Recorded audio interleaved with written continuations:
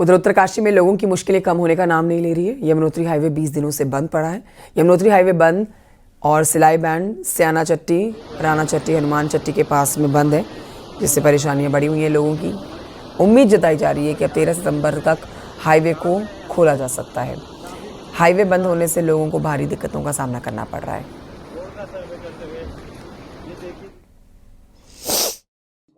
जंगल चट्टी, फूल चट्टी और बनास 3 जगह पे अभी काम कर रहा है और वहाँ पे वर्टिकल रॉक्स और थोड़ा सिचुएशन बहुत पॉजिटिव ना होने के कारण अभी उसको हम लोग स्टार्ट नहीं कर रहे हैं। उन्होंने एनएच के जो सीनियर ऑफिसर्स हैं उनसे मैं डेली, चूँकि हम लोग कांटेक्ट में ही रहते हैं, तो डेली अपडेट के हिसाब से उन्होंने मुझसे 2 दिन और, आज को लेते हुए 2 दिन और 10। उधर उत्तरकाशी में गंगोत्री हाईवे फिर से बंद हो गया है। धरासू के पास में गंगोत्री हाईवे बंद है। पहाड़ी का बड़ा हिस्सा टूटकर सड़क पर आ गया है, जिसकी वजह से आवाजाही पूरी तरह से बंद हो गई है। तस्वीरों में आप देख सकते हैं कि धरासू पर पहाड़ी से भारी मलबा आया है, जिससे हाईवे बंद है। हाईवे को खोलने का काम लगातार जारी है।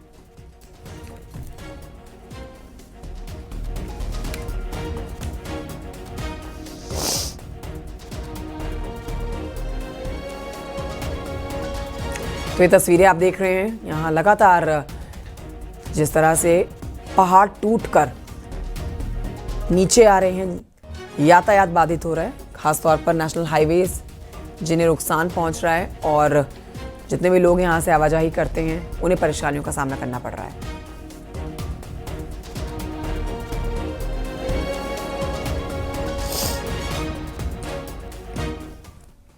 उधर उधम सिंह नगर से खबर है, जहां पर प्रभारी मंत्री गणेश जोशी की मीटिंग में शामिल नहीं होने वाले अधिकारियों पर अब कार्रवाई की गई है।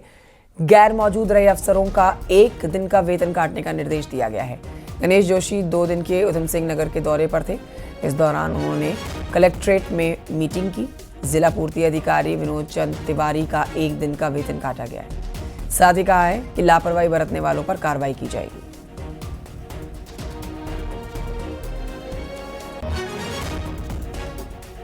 उधर देहरादून से खबर, जहां बीजेपी के नेता के होमस्टे में बिना इजाजत पार्टी के मामले में अब बीजेपी नेता सफाई दे रहे हैं। बीजेपी के नेताओं का कहना है कि पुलिस ने इस मामले में क्लीन चिट दे दी है। पुलिस की जांच में कुछ भी नहीं मिला है गलत। बीजेपी नेता विनोद चमोली का यह भी कहना है कि कांग्रेस ने ही पुलिस कार्रवाई की तारीफ की थी, लिहाजा अब इसमें कुछ नहीं बचा।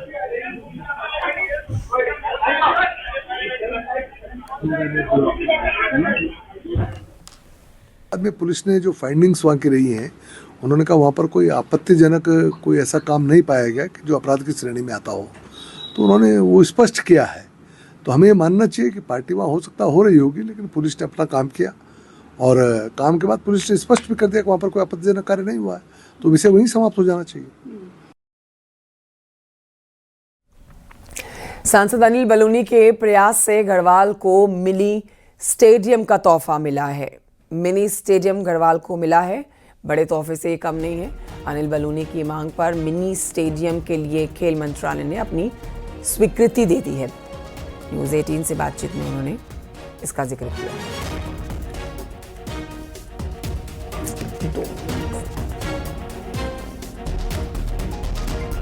सभी साथियों को ये साझा करते हुए प्रसन्नता है कि आज ही उनका मुझसे मेरी बातचीत हुई थी और उन्होंने मुझे बताया कि वो है मुझे एक जो मिनी स्टेडियम है उसका उन्होंने स्वीकृति कर दी है। लगभग 5 से 7 करोड़ रुपया उन्होंने मुझे इसके लिए देने का किया। 1-2 दिन में इसका ऑर्डर भी विधिवत मुझे मिल जाएगा और उसमें अगर फिर कुछ आवश्यकता होगी हम लोग भी जोड़ेंगे, कुछ CSR से करके एक अच्छा मिनी स्टेडियम बनकर तैयार होगा। तो इस मिनी स्टेडियम के बारे में जल्दी ही लिखित आदेश भी 1-2 दिन में मुझे मनसुख भाई मांडविया भिजवाने वाले हैं। तो इसलिए ये सारे गढ़वाल लोकसभा के अपने साथियों के साथ इस चीज़ को भी साझा करना कि मिनी स्टेडियम एक स्वीकृत हुआ है हमारा। कोटद्वार के ऐतिहासिक स्थल कण्वाश्रम में पहुंची भारतीय पुरातत्व सर्वेक्षण की टीम ने गहन जांच की। आश्रम में कुछ पुरातात्विक अवशेष मिले हैं। इसके साथ ही 10वीं और 11वीं शताब्दी से जुड़ी हुई अहम धरोहरें भी मिली हैं। सांसद अनिल बलूनी की पहल से अब बड़ी उम्मीदें जगी हैं।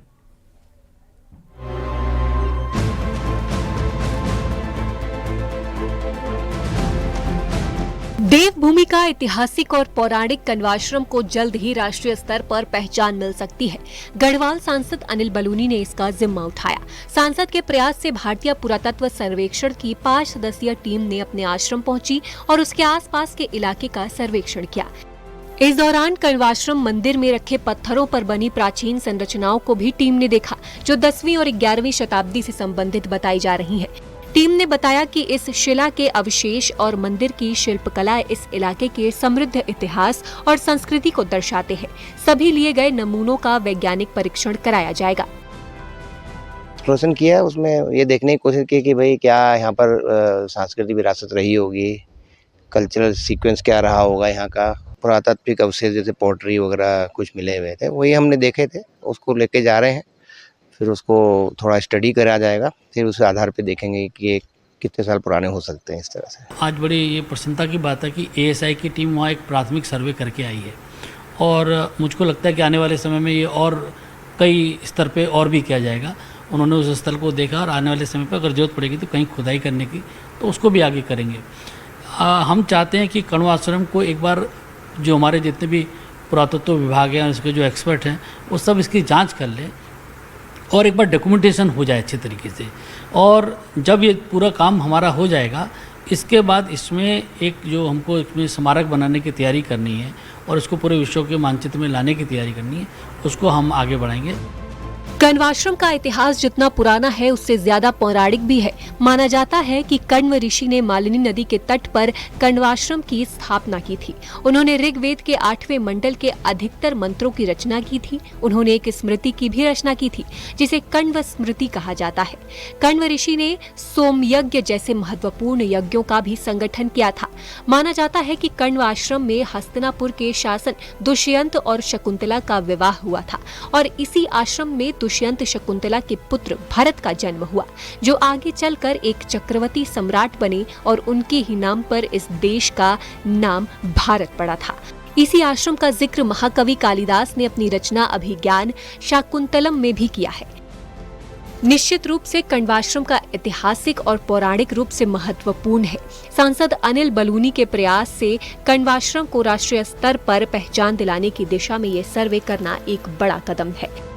न्यूज़ 18 के लिए कोटद्वार से अनुपम भारद्वाज की रिपोर्ट।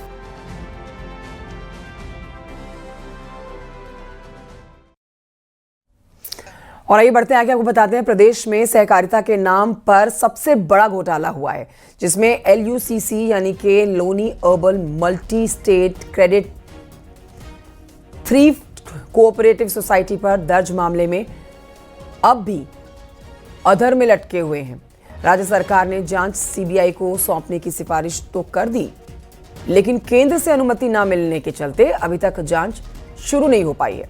LUCC ने दूर दराज के क्षेत्रों में बैंकिंग सिस्टम की कमजोरी का फायदा उठाकर हजारों लोगों से करोड़ों रुपए की ठगी की है। प्रदेश सरकार ने CBI के सौंपने के लिए ऑर्डर कर दिया है और उसको हम परस्यू कर रहे हैं केंद्र सरकार के साथ। और उससे अतिरिक्त हमारी इन्वेस्टिगेशन अभी भी जारी है। एक को खिलाफ जो प्राइम अक्यूज्ड है उसे खिलाफ अरेस्ट करने के लिए रेड कॉर्नर नोटिस इशू कराने के लिए हमारा प्रयास चल रही है। अभी हमारे पास जो भी इन्वेस्टिगेशन है वो CBCID नोडल है, वो परस्यू कर रहे हैं हम लोग इसको। उधर नैनीताल जिले की कानून व्यवस्था को लेकर बीते दिनों हाईकोर्ट में भी टिप्पणी की गई थी। बीते कई दिनों से हल्द्वानी में आपराधिक गतिविधियां बढ़ रही हैं। अब इन्हीं आपराधिक गतिविधियों के बढ़ने पर जो टिप्पणी की गई है, जिसके चलते अब देखिए पुलिस अलर्ट हो गई है। पुलिस अलर्ट मोड पर नजर आई है। पुलिस ने अब रेगुलर चेकिंग अभियान को शुरू कर दिया है, जिसकी वजह से ड्रिंक एंड ड्राइव करने वालों से लेकर बिना हेलमेट तक चलने वाले लोगों के चालान काटे जा रहे हैं। तो इसमें हमारा जो फोकस है वो है MB एक्ट के जो भी हमारी वायलेशंस हैं वो हैं ड्रंक एंड ड्राइविंग है, इसके साथ साथ ट्रिपल राइडिंग है या विदाउट हेलमेट कोई मूव कर रहा है, बिना नंबर प्लेट ही गाड़ी में मूव करे, तो इन सभी चीज़ों पर फोकस किया जा रहा है। साथ साथ में जो एलिमेंट एक हुड़दंग का भी है उसको भी हमारा फोकस है। हमारा प्रयास यही है और सभी जनपदों को यही निर्देश है कि पुलिस की विजिबिलिटी रहे। अगर पुलिस सड़क पर दिखेगी, चेकिंग करते हुए दिखेगी, तो शायद ये डेटरेंस रहता है क्रिमिनल एलिमेंट्स को। रामनगर में इन दिनों एक अनूठी रामलीला का मंचन किया जा रहा है। पितृपक्ष में होने वाली ये रामलीला कई मायनों में खास है। देखिए रिपोर्ट।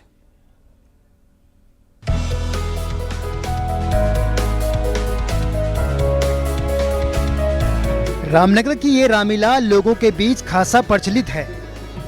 पितृ श्राद्ध में होने वाली इस रामलीला में लोगों को रिझाने के लिए फिल्मी गानों का जमकर इस्तेमाल किया जा रहा है। इतना ही नहीं, इस बार तो रामलीला में शूर्पणखा बुलेट मोटरसाइकिल से एंट्री करती हुई नजर आई। रामलीला करने वालों का कहना है कि रामलीला को रोचक बनाने के लिए ऐसा किया गया।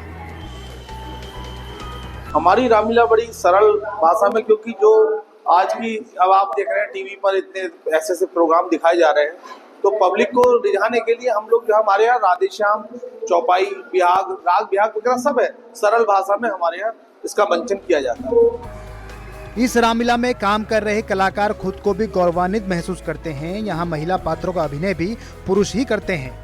यहाँ के कलाकार फिल्मों में भी काम कर रहे हैं। 12-13 साल का उम्र में से यहाँ से जुड़ा हुआ आदर्श रामलीला कमेटी से, तब से मैं रोल करते हुआ रहा हूँ। हर प्रकार का रोल मेरे द्वारा निभाया जाता है। ऐसा नहीं कि मैं स्त्री ही पात्र यहाँ पर निभाता हूँ। बाली का भी करा है, अंगद का भी करा, अन्य कई का भी करा, सीता का भी करा। पाठशाला है ये अभिनय की, यहाँ हम सीख कर और दूसरी रामलीला में अभिनय करते हैं। बाहर की कई शहरों में हमने रामलीला करी है और मेरी कुछ फिल्म भी आ चुकी हैं। भवानीगंज की रामलीला पूरे इलाके में फेमस है। टीवी और इंटरनेट की इस दुनिया में जब मनोरंजन के कई साधन मौजूद हैं, लेकिन फिर भी इस रामलीला को देखने के लिए लोगों की भीड़ उमड़ती है। न्यूज़ 18 के लिए रामनगर से गोविंद पाटनी की रिपोर्ट।